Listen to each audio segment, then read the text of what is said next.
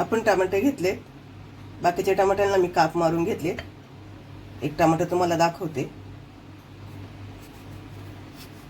थोडासा देठ काढायचा आणि अगदी हलकी अशी वर काप मारून घ्यायची टमाट्याला।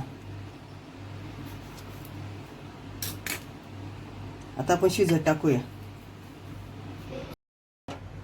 कढईत पाणी तापत ठेवले, त्यामध्ये टमाटे टाकून घेऊ आणि शिजून घेऊ चांगली। आपण त्याची वरची साल निघाली इतपत शिजवायचे। आपले टमाटे उकडून झाल्यात आणि त्याची साल पण निघते सहज।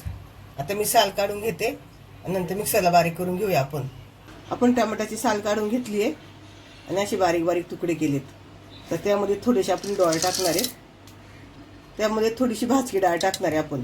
आणि आता मिक्सरला मी बारीक करून घेते, पाणी न टाकता बारीक करायचं। तेल तापले, तेलामध्ये मोहरीला छान तडतडून द्यायचं। त्यामध्ये मिरच्या, लसूण, कढीपत्ता, लसणाचा थोडासा कलर बदलेपर्यंत आपण परतून घेऊया। लसणाचा कलर बदललाय, त्यामध्ये मिरची पावडर, इथे मी काश्मीरी लाल मिरची पावडर टाकते, त्यामुळे कमी तिखट असते, थोडीशी जास्त टाकली आहे।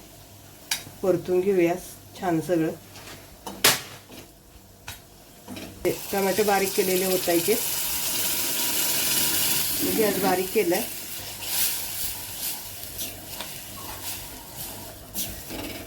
आणि आपण टमाटे शिजून घेतले होते, ते पाणी होतं ते मी ओतून घेते।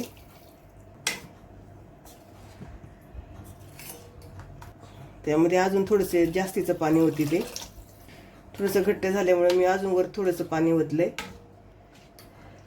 आपण त्याला उकळी येऊन देऊया। आपल्या टमाट्याच्या साऱ्याला उकळी आली आहे।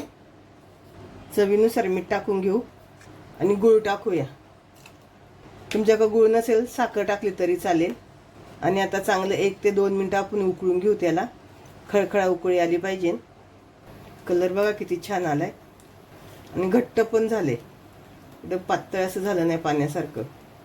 यात आपण कुठचंही प्रकारचं वाटण टाकलं नाही तरी पण छान झाले आपलं टमाट्याचा सार छान उकळाय। आपण गॅस बंद करू आणि खाण्यासाठी तयार झालं इथं आपलं टमाट्याचा सार।